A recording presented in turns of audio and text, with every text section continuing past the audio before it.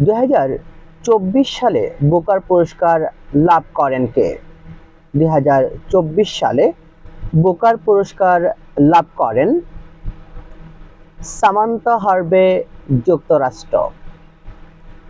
2025 সালে 30তম জাতিসংঘের জলবায়ু পরিবর্তন সম্মেলন COP30 কোথায় অনুষ্ঠিত হয়? COP30 অনুষ্ঠিত হয় ব্রাজিলে।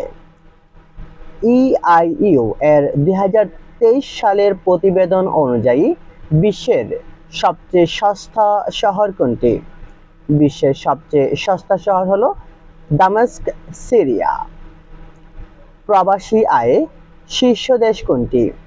প্রবাসী আয়ে শীর্ষ দেশ হলো ভারত। বাংলাদেশের অবস্থান ষষ্ঠ। বিশ্বে প্রথমবারের মতো কোথায় ম্যালেরিয়ার গণটিকা কর্মসূচি শুরু হয়?